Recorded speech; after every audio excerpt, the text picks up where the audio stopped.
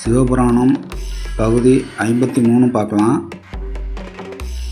அப்பொழுது அங்கு நீராட வந்த 6 கன்னியர்கள் அந்த அழகிய குழந்தை வனத்தில் தன்னந்தனியாக இருப்பதைக் கண்டு வியந்தனர். பின்பு அதில் இருந்த ஒரு கன்னியர், இவன் என்னவன் எனக் கூற 6 கன்னியர்களும் தங்களுக்குள் மோதலில் ஈடுபட்டனர். இதைக் கண்ட அழகிய சிரிப்பை உதிர்த்த சிவகுமாரன் 6 குழந்தைகளாக அவர்களுக்கு தோற்றம் அளித்தார். பின்னர் கன்னியர்கள் தங்களுக்குள் இருந்த மோதல்களை விடுத்து ஒவ்வொரு கன்னியர்களும் ஒரு குழந்தையை எடுத்துக்கொண்டனர். அவ்வேளையில் சிவகுமாரன் அழுகவே அங்கிருந்த கன்னியர்களே அவருக்கு தேவையான பாலை அளித்தனர். 6 கன்னியர்களிடமிருந்தும் பாலை பருகியதால் குமாரனை ஆறுமுகன் என்றும் அழைக்கின்றோம். தியான நிலையில் இருந்த தன் பழைய நிலைக்கு பார்வதியும் சிவபெருமானும் வந்ததும், நம் மைந்தன் எங்கே என பார்வதி தேவி வினவினார். எம்பெருமானோ இங்கு நிகழ்ந்த யாவற்றையும் உணர்ந்து பின் பார்வதி தேவியிடம் அமைதி கொள்வாய் தேவி என்று கூறினார். பின் தேவியின் மனமோ மிகவும் சங்கடத்திற்கு உள்ளானது.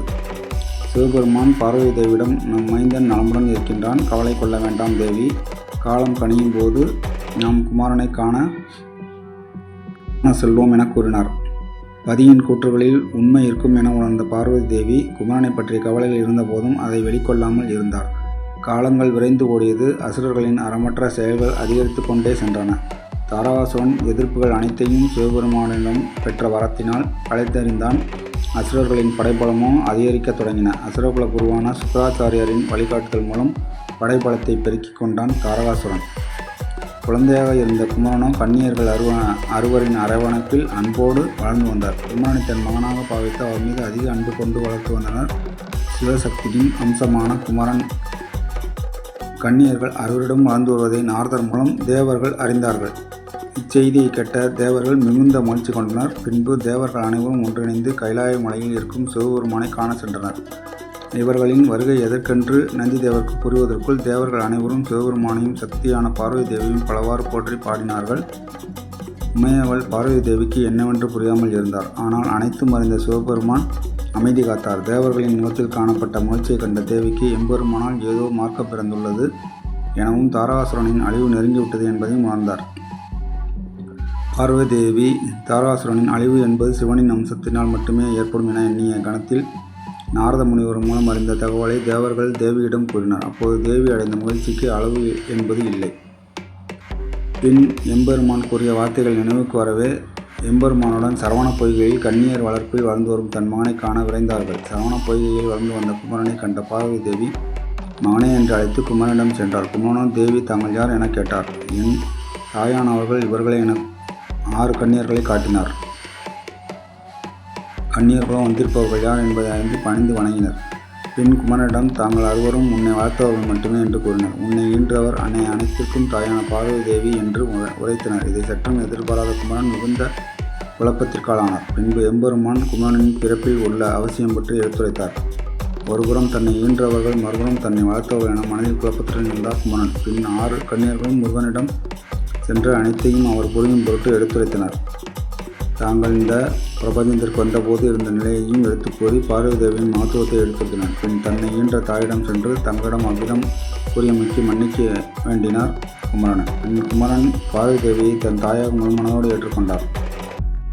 குமரனுக்கு குழந்தை முதலே கார்த்திகை பெண்களான 6 பாலூட்டி சீராட்டி வளர்த்து வந்தார்கள். அதன் பொருட்டு சிவபெருமான் குமரனுக்கு கார்த்திகை பெண்கள் பாலூட்டி வளர்த்து வந்தமையால் இனிமேல் குமரன் கார்த்திகேயன் என்று அழைக்கப்படுவான் என்றும், கார்த்திகை பெண்களான கிருத்திகை நட்சத்திரத்தன்று கார்த்திகேயனை எண்ணி விரதம் இருக்கும் அனைவரின் வாழ்விலும் இருந்த இன்னல்கள் யாவும் நீங்கி சகல வசதிகளையும் பெற்று நலமுடன் வாழ்வார்கள் என கூறி அருள் பாவித்தார். பின் சிவபெருமான் பார்வதி தேவி மற்றும் கார்த்திகேயனுடன் கைலாய மலைக்கு வந்தனர். பின்பு தேவர்களின் அசுரனான தேவேந்திரன் இனியும் காலம் தாமதிக்காமல் தாரகாசுரன் மீது படையெடுத்து அவனை சம்ஹாரம் செய்ய வேண்டும் என எம்பெருமானிடம் உரைத்தார். தேவேந்திரன் கார்த்திகேயனை படைக்கு தலைவனாக்கி பின் தாரகாசுரனோடு போர் புரிய தயாராக வேண்டும் என்று கூறினார். தேவேந்திரன் தேவர்கள் அடங்கிய படையுத்தத்திற்கு தயாராக இருக்கும் பொருட்டு அனைத்து ஏற்பாடுகளையும் கவனித்தார். ஆனால் கார்த்திகேயனோ மனதில் ஏதோ குழப்பத்தில் இருப்பதாக இருந்தார். இதை உணர்ந்த எம்பெருமான் தன் அம்சமான 11 ருத்ரர்களின் அவதாரங்களில் இருந்து 11 ஆயுதங்களை கார்த்திகேயனுக்கு வழங்கினார். அனைத்து வித ஆயுதங்களையும் கொடுத்து அவற்றை பயன்படுத்தும் விதத்தையும் எடுத்துரைத்தார். தேவர்கள் கார்த்திகேயனை தங்களது சேனாதிபதியாக ஏற்றுக்கொண்டு தாரகாசுரன் மீது போர் புரிய தயாராக இருந்தனர். மேலும் 8 திக்கும் கேட்கும் வண்ணம் போர் முரசுகள் முழங்கின. தாரகாசுரனும் அசுர ஒற்றர்கள் சிவபுத்திரன் வருகையை பற்றியும் தேவர்கள் போருக்கு தயாராக இருப்பதை பற்றியும் கூறினர். தாரகாசுரனும் அசுரர்களின் படைகளும் அவர்களின் தலைநகரை அடுத்துள்ள சோனிதாபுரத்தில் தயார் நிலையில் இருந்தனர்.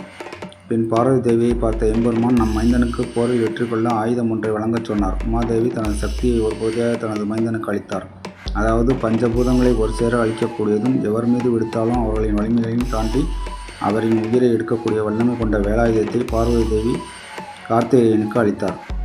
பார்வதி தேவி கார்த்திகேயனிடம், என்னுடைய அம்சமான இந்த வேளானது உன் மனதில் எதை நினைத்து விடுகிறாயோ அதை நீ எவ்விதம் நினைத்தாயோ அவ்விதம் முடித்து மீண்டும் உனது கரங்களுக்கே வந்து சேரும் என கூறினார்.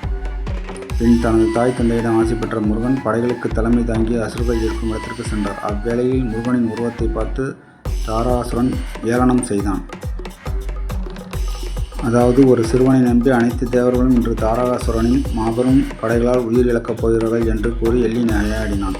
தாரகாசுரன் முருகனை பார்த்ததும் எள்ளி நகையாடினான். ஆனால் சிவனின் மைந்தனான குமரனோ எவ்விதமான கலக்கமின்றி உருவத்தை எண்ணி யாரையும் நம்பிவிடக்கூடாது என்று கூறியவுடன் போர் முரசுகள் முழங்கின. அப்போது தேவர்களுக்கும் அசுரர்களுக்கும் யுத்தமானது தொடங்கியது. மாய வித்தைகளின் உதவியால் தாரகாசுரன் முருகனின் முன்னால் போர் தொடுத்தும் அவரின் ஒவ்வொரு மாய தோற்றத்தையும் சிவபெருமான் அருளிய ஆயுதங்களையும் பராசக்தியின் அம்சமான வேலினை கொண்டும் தாரகாசுரனின் முயற்சிகள் யாவும் முறியடிக்கப்பட்டன. தேவர்களின் வலிமையும் அதிகரித்து கொண்டே போனது. இழப்பானது தேவர்களிடம் குறைவாகவும் அசுரர்களிடம் அதிகமாகவும் ஏற்பட்டது. ஒரு சிறிய பாலகனிடம் தாம் பயின்ற அனைத்து மாயசக்திகளையும் பிரயோகம் செய்து நமக்கு தோல்வியே ஏற்படுகின்றது என எண்ணிய தாரகாசுரன் தனது முயற்சியை விடாது ஒவ்வொரு முறையும் புதுவிதமான அஸ்திரங்களை கொண்டு போரிட்டான். யுத்தமானது 2-3 நாட்கள் என 10 நாட்கள் வரை நீடித்தது. முருகனோ தாரகாசுரனின் முயற்சியை கண்டு இனியும் பொறுமை காத்தல் என்பது உசிதமானதாக இருக்காது என எண்ணி இறுதியில் தனது தாயின் அம்சமான வேலினை கரங்களில் ஏந்தி தனது மனதில் தன்னை ஈன்றவர்களை எண்ணி வேலினை தாரகாசுரனை நோக்கி விடுத்தார். முருகன் தனது பெற்றோர்களை மனதில் எண்ணியவுடன் எம்பெருமானும் பார்வதி தேவியின் அருள்பாலித்தனர். கரங்களில் இருந்து புறப்பட்ட வேலானது தாரகாசுரன் அனைத்து வித மாய தோற்றத்தையும் அழித்து அவனை நோக்கி முன்னேறி சென்று அவனை தாக்கி அவனது உயிரை பறித்தது. தாரகாசுரன் மரணமடைந்து செய்தியை தேவர்கள் அறிந்ததும் தேவர்களின் வீரமும் வேகமும் அதிகரித்தது. அசுரர்களின் படைகள் எல்லாம் பலம் குறைந்ததால் போரில் ஈடுபடாமல் தப்பித்து ஓடினார்கள். பின் தேவர்கள் அனைவரும் ஒன்றாக கூடி முருகபெருமானின் வெற்றிக்கு அடிபணிந்து அவரை பலவாறு துதித்து போற்றி பாடினார்கள். உலகிற்கு பல துன்பங்கள் இழைத்து வந்த தாரகாசுரனை கொன்று வெற்றி கொண்ட குமரனோடு தேவர்கள் அனைவரும் முனிவர்கள் கைலாயம் சென்றனர். முருகனை அழித்து அவர்களின் துயரங்களை துடைத்த எம்பெருமானான சிவபெருமானையும் தாயான பார்வதி தேவியும் பலவாறு துதித்து வணங்கினார்கள். எம்பெருமானான சிவபெருமானும் பார்வதி தேவியும் தான் இயன்ற மகனா உலகம் நன்மையுற்றதைக் கண்டு தேவர்கள் மற்றும் முனிவர்களின் வாழ்த்துக்களால் மனமகிழ்ந்து மட்டுமின்றி அவர்களுக்கு ஆசையும் வழங்கினர். தேவர்களும் முனிவர்களும் எம்பெருமானின் ஆசீர்வாதத்தை பெற்று மனமகிழ்ச்சியோடும் எவ்விதமான குறையும் இன்றி தங்களது பணிகளை செய்ய தொடங்கினர். தாரகாசுரன் மடிந்ததும் தேவர்களின் அசுரனான இந்திரன் மீண்டும் தனது தேவேந்திரன் பதவியை அடைந்து எண்ணி தேவலோகத்தில் அனைத்து தேவர்களும் மகிழ்ச்சியில் இருந்தனர். ஆனால் இவர்களது மகிழ்ச்சி வெகு காலம் நிலைக்கவில்லை. தாரகாசுரனின் மகன்களான வித்தியுன்மாலி, தாரகாசிஷன் மற்றும் கமலாசன் தன் தந்தையை கொன்ற தேவர்களை பழிவாங்க மிகுந்த கோபத்துடன் தேவர்களை அனைவரையும் அழிக்க வேண்டும் என்று எண்ணத்தோடு புறப்பட்டனர். இச்செய்தியை கேட்டு அசுரகுல சுக்கராச்சாரியர் அறிந்து அம்மூவரையும் தடுத்து நிறுத்தினார். ஆனால் அவர்களோ தனது தந்தையை கொன்றவர்களை பழிவாங்க வேண்டும் என்று கூறி புறப்பட்டனர். மூடர்களே, தேவர்களை தாக்கி அழிப்பது என்பது எளிதான செயல் அல்ல. அவர்களை அழிக்க ஆயுதங்கள் மட்டும் போதாது, சக்தியும் வேண்டும் என்று கூறினார் அசுரகுரு. பின்பு அசுரகுருவான சுக்கராச்சாரியரின் கூற்றுகளில் இருந்த உண்மையை உணர்ந்த அம்மூவரும் தேவர்களை பழிவாங்க நாங்கள் என்ன செய்ய வேண்டும் என தாங்களே வழிகாட்ட வேண்டும் என்று கூறி நின்றனர். அசுரகுருவான சுக்கராச்சாரியரின் ஆலோசனையின்படி இந்த பிரபஞ்சத்தின் படைப்பு கடவான பிரம்மதேவரை நோக்கி தவம் புரிய தாரகாசுரனின் மகன்கள் சென்றனர். அம்மூவரும் படைப்பு கடவான பிரம்மாவை நோக்கி கடுந்தவம் செய்தனர். ஒற்றை காலில் நின்று இரு கைகளையும் வான் நோக்கி உயர்த்தி பிரம்மதேவரை எண்ணி தங்களது உடலை பல வகைகளில் வருத்தி கணக்கற்ற வருடங்களாக உணவு ஏதும் இல்லாமல் தவம் செய்தனர். சுவாசிக்கும் காற்றில் இருந்து தங்களது உடலில் தவம் புரிவதற்கான ஆற்றலை எடுத்துக்கொண்டு தவத்தை மேற்கொண்டனர். தவம் மேற்கொள்பவர்கள் அசுரர்களின் மைந்தனாக இருந்தாலும் அவர்கள் புரியும் தவம் என்பது மிகவும் உன்னதமானதாகும். இவர்களின் இந்த தவத்தால் தேவலோகமும் பாதிக்கப்பட்டது. மேற்கொண்டு இவர்கள் தவம் செய்து வந்தால் இந்த பிரபஞ்சமானது அக்னியால் அழியத் தொடங்கிவிடும் என்பதை உணர்ந்த பிரம்மதேவர் அவர்களுக்கு காட்சி அளித்தார். தாரகாசுரனின் மைந்தர்களை, உங்களின் தவத்தால் மனமகிழ்ந்தோம், வேண்டும் வரத்தினை கேட்பீர்களாக என்று கூறினார். பிரம்மதேவரை கண்ட தாரகாசுரனின் மைந்தர்கள் தங்களின் தவத்தினை ஏற்று எங்களுக்கு காட்சியளித்தமைக்கு நன்றி கூறினார்கள். பின்பு பிரம்மதேவரிடம், இந்த உலகில் உருவான ஓரறிவு முதல் மானிடர்கள் வரையிலும் எங்களுக்கு மரணம் என்பதே ஏற்படாமல் இருக்க வேண்டும், வரத்தினை தாங்கள் அளிக்க வேண்டும் என்று வேண்டி நின்றனர். இந்த பிரபஞ்சத்தில் உயிர்களின் தோற்றம் என்பது எவ்வாறு இருக்கின்றனோ அவ்வாறு தோன்றிய உயிர்களுக்கு மரணம் என்பது உள்ளது. மரணம் இல்லாத எந்த ஒரு ஜீவனும் இந்த பிரபஞ்சத்தில் தோற்றுவிக்கப்படுவது இல்லை. எனவே மரணம் என்பதை எவராலும் எப்பொழுதும் யாராலும் தடுக்க முடியாது. இதை விடுத்து வேறு வரத்தினை கேளுங்கள் என்று படைப்பின் கடவுளான பிரம்மதேவர் கூறினார். 3 அசுரகுமாரர்களும் தங்களுக்குள் ஆலோசித்து பிரம்மதேவரை வணங்கி, நாங்கள் கேட்ட மரணமில்லா வாழ்க்கையை தங்களால் கொடுக்க முடியவில்லை என்றால் நாங்கள் கேட்கும் இந்த வரத்தினையாவது எங்களுக்கு அளிக்க வேண்டும் என்று கேட்டனர். பிரம்மதேவரும், சரி, வேண்டும் வரத்தினை கேட்பீர்களாக என்று கூறினார். தாரகாசுரனின் புதல்வர்கள், நாங்கள் நினைத்த மாத்திரத்தில் எங்கும் பறந்து செல்லக்கூடிய எவராலும் தாக்க முடியாத வலிமையான பொன், வெள்ளி மற்றும் இரும்பாலான பட்டணங்களை எங்களுக்கு அருள வேண்டும் என்றனர். மேலும் அந்த 3 பட்டணங்களுக்கு 1000 ஆண்டுகளுக்கு ஒரு முறை மட்டுமே ஒன்று சேர வேண்டும் என்றும், மேலும் அவ்வேளையில் ஒரே பானத்தில் 3 பட்டணங்களையும் தாக்கி அளிக்கின்ற வல்லமை கொண்ட ஒருவரால் மட்டுமே எங்களுக்கு மரணம் ஏற்பட வேண்டும் என்னும் வரத்தினை தாங்கள் எங்களுக்கு அளிக்க வேண்டும் என்று வேண்டினார்கள். பிரம்மதேவரும் அவர்கள் வேண்டி கேட்ட வரத்தினை அளித்தார். பின்பு பிரம்மதேவர் அசுரர்கள் வாழும் பகுதியான தென்பகுதியை செதுக்கி வடிவமைத்த மயனை அழைத்து சகல வசதிகள் யாவும் நிறைந்த பட்டணங்களை வடிவமைத்து அதை தாரகாசுரனின் மைந்தர்களிடம் கொடுக்கும்படி கூறிவிட்டு பின் தன் இருப்பிடமான சத்தியலோகத்திற்கு சென்றார். பிரம்மதேவரின் கூற்றுக்கிணங்கி அவரின் கட்டளைப்படியே வலிமையான 3 உலோகத்தை கொண்டு, அதாவது தங்கம், வெள்ளி மற்றும் இரும்பு ஆகிய உலோகங்களை கொண்டு சகல வசதிகளோடு வாழக்கூடிய பட்டணங்களை உருவாக்கினார் மயன். தங்கம், வெள்ளி மற்றும் இரும்பு ஆகிய உலோகங்களை கொண்டு கவின்மிகு வர்ணங்களுடன் செதுக்கப்பட்ட இந்த பட்டணங்களே திரிபுரம் என்று அழைக்கப்படுகிறது. இதில் தங்கத்தால் செய்யப்பட்ட பட்டணமானது தாரகாசுரனுக்கும், வெள்ளியால் செய்யப்பட்ட பட்டணமானது கமலாசுரனுக்கும், இரும்பினால் செய்யப்பட்ட பட்டணமானது வித்யுமனாலிக்கும் கொடுக்கப்பட்டது. காஞ்சனாபுரி என்னும் அழைக்கப்படும் பொன்னால் செய்யப்பட்ட பட்டணமானது சொர்க்கத்திலும், ரசிதரிபுரி என்று அழைக்கப்படும் வெள்ளியால் செய்யப்பட்ட பட்டணமானது மேகங்கள் சூழ்ந்த வான்வெளியிலும், ஆயசபுரி என்று அழைக்கப்படும் இரும்பினால் செய்யப்பட்ட பட்டணமானது பூமியில் எங்கும் பறந்து செல்லும் தன்மை கொண்டவைகளாகவும் இருக்கும்படி வடிவமைத்து அதை பிரம்மதேவரின் கூற்றுக்கேற்றவாறு அம்மூவரிடமும் மயன் கொடுத்தார். பின்பு 3 அசுரர்களும் தங்களது எண்ணத்தை செயல்முறையில் மிகவும் நேர்த்தியாகவும் செம்மையாகவும் செய்து 3 பட்டணங்களும் 1000 ஆண்டுகளுக்கு ஒரு முறை மட்டும் இணையும் விதமாக மந்திர சக்கர சூத்திரத்தோடு வடிவமைத்து கொடுத்த மயனுக்கு பலவிதமான பொருட்களை வெகுமதியாக அளித்து அவரை மரியாதை செய்து வழியனுப்பி வைத்தனர். மயன் வடிவமைத்த 3 பட்டணங்களிலும் நிலப்பரப்பில் மக்கள் வாழ்வதற்கு என்னென்ன தேவைகள் வேண்டுமோ அவை அனைத்தும் அந்த பட்டணங்களில் இருந்தன. அதாவது வேந்தனும் மக்களும் வாழ்வதற்கென மாட மாளிகைகளும், விருட்சகங்கள், அழகிய சோலைகள், நீர்நிலையங்கள், கேளிக்கை தலங்கள் மற்றும் கவின்மிகு நுட்பங்களுடன் கூடிய சித்திர வேலைப்பாடுகள் நிறைந்த சிவாலயங்கள் யாவும் தேவலோகத்திற்கு நிகரான அனைத்து வேலைப்பாடுகளுடன் நிறைந்து காணப்பட்டது. மூப்பரப்பட்டினம் என்று அழைக்கப்படும் திரிபுரம் 3 அசுரர்களும் தங்களது உறவினர் நண்பர்களுடன் அழகிய பட்டணங்களுக்கு இடம்பெயர்ந்தனர். மேலும் இந்த பிரபஞ்சம் எங்கும் சூழ்ந்திருக்கும் தங்களது அசுரர்கள் யாவரையும் வரவழைத்து அவரவர் பட்டணங்களில் தங்க வைத்தனர். கைலாயத்தில் பார்வதி தேவி நீராடி கொண்டிருந்தார். அப்போது அந்த புறத்தில் யாரும் நுழையாத வண்ணம் நந்தி தேவர் காவல் காத்து கொண்டிருந்தார். இவ்வேளையில் எதிர்பாராத வகையில் சிவபெருமான் பார்வதி தேவியை காண அவர் நீராடும் மண்டலத்திற்கு வருகை தந்தார். வாசலில் நின்று கொண்டிருந்த நந்தி தேவர் தான் வணங்கும் கடவுள் இங்கு வந்து கொண்டிருப்பதை உணர்ந்தார். பிறகு அவரை எவ்விதம் நான் தடுப்பேன் என கூறி நின்று கொண்டிருக்கையில் எம்பெருமான் நந்தி தேவரை கண்டதும் எதுவும் கூற முடியாமல் நிற்க எம்பெருமான் உள்ளே சென்றார். எம்பெருமானின் எந்த ஒரு வினையும் ஒரு வினையை கொண்டே நிகழ்த்தப்படும். பார்வதி தேவி நீராடும் இடத்தில் எம்பெருமானை கண்டதும் ஒரு விதமான பதற்றம் கொண்டார்.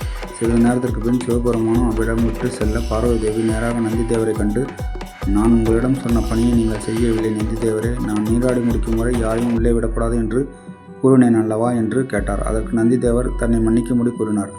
இனிமேற்கொண்டு இதுபோல் நடக்காமல் பார்த்துக்கொள்கிறேன் என உறுதி பூண்டார்.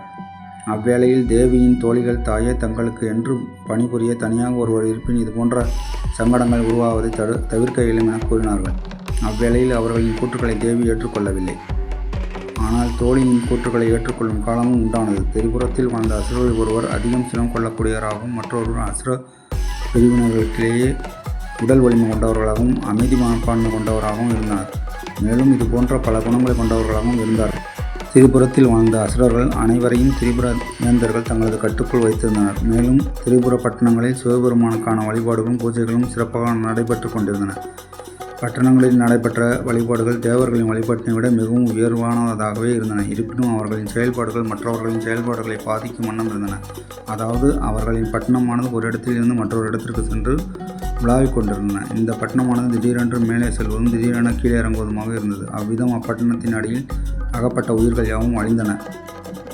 மீண்டும் சிவபெருமான் பார்வதி தேவி நீராடும் போது வருகை தந்தார். இந்நிகழ்வின் போது தனது தோழிகள் உரைத்தது போல் தனது கட்டளைக்கு செயல்படக்கூடிய ஒரு பணியாளர் வேண்டும் என்பதை உணர்ந்தார் பார்வதி தேவி. அவ்வேளையில் நீராடுவதற்காக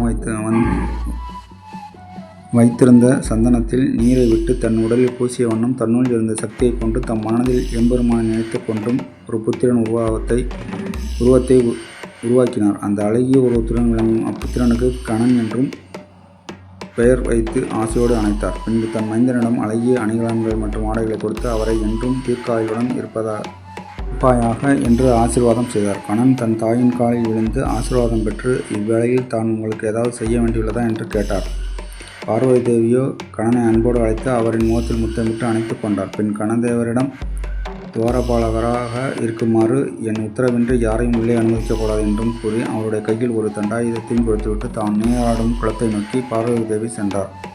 அவ்வேளை முதல் கணநாதன் துவாரபாலகராக இருந்து காவல் காத்தார். அசுரர்கள் என்றுமே அசுரர்கள்தான் என்பதை நிரூபிக்க தொடங்கினார்கள். அதாவது தாராசுரனின் மைந்தர்களில் பூவுலகில் உள்ள மானிடர்களில் அன்றாட கர்மாக்கள் பாதிக்கப்பட்டன. பூவுலகில் உள்ள இரும்பு பட்டணம் எவ்வேளையில் தம் மீது விழுமோ என்ற அச்சத்தில் அவரவர்களின் பணிகளை செய்ய தவறினர். மேலும் மற்ற பறக்கும் பட்டணங்களால் அனைத்தவர்களும் பாதிக்கப்பட்டனர். இதுவே அசுரர்களின் அழிவிற்கு காரணமானது. ஒரு நாள் தேவி தனது தோல்வியுடன் நீராடி கொண்டிருக்கும் போது சிவபெருமான் தேவியை காண அவர் நீராடி கொண்டிருக்கும் பகுதிக்கு சென்றார். அவ்வேளையில் வாயில் நின்று கொண்டிருந்த கணன் சிவபெருமானை தடுத்து நிறுத்தினார். சிவபுராணம் தொடரும்.